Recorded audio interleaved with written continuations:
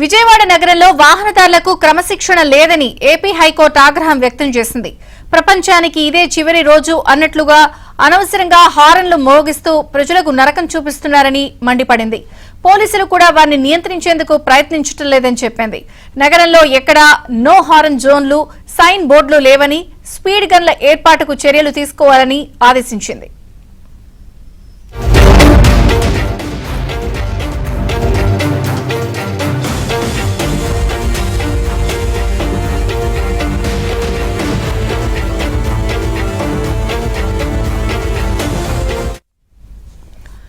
రాష్ట్రంలో మోటార్ వాహనాల చట్ట నిబంధనలు సక్రమంగా అమలు కాకపోవడంపై హైకోర్టు మరోసారి ఆగ్రహం వ్యక్తం చేసింది.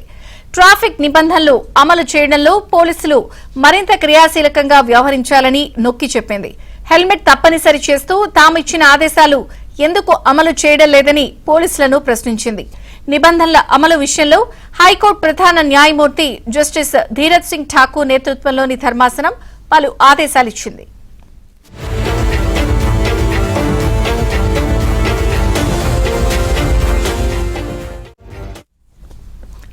నిబంధనలు ఉల్లంఘిస్తే పోలీసులు కఠినంగా వ్యవహరిస్తారు అనే సందేశాన్ని వాహనదారుల్లోకి బలంగా పంపించాలని, పోలీసులు రోడ్ల మీదకు వచ్చి వాహన రికార్డులు తనిఖీ చేసినప్పుడే సాధ్యపడుతుందని ధర్మాసనం వ్యాఖ్యానించింది.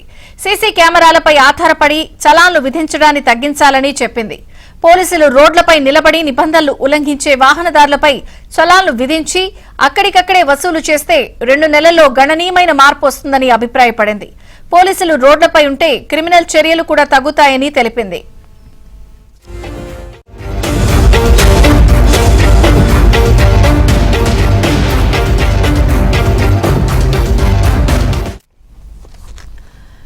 హెల్మెట్ ధరించని ద్విచక్ర వాహనదారులను ఎంత మాత్రం ఉపేక్షించకూడదని హైకోర్టు స్పష్టం చేసింది.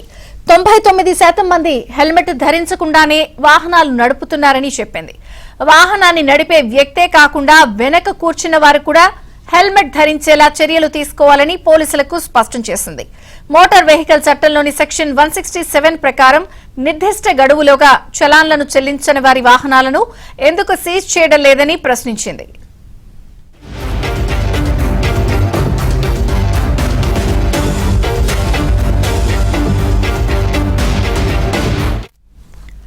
అలాగే చట్టంలోని సెక్షన్ 206 ప్రకారం వాహనదారులు లైసెన్సులను ఎందుకు రద్దు చేయడం లేదని నిలదీసింది.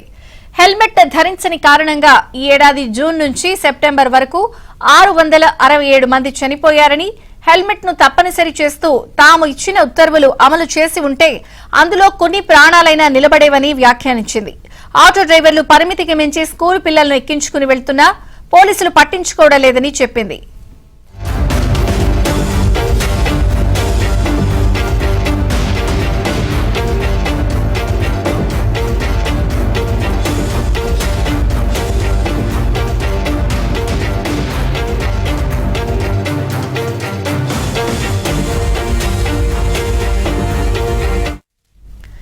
ఎన్జీఓలు, ఇన్సూరెన్స్ కంపెనీల సహకారంతో మోటార్ వెహికల్ చట్టంపై అవగాహన సదస్సులు నిర్వహించాలని పోలీసులను హైకోర్టు ఆదేశించింది.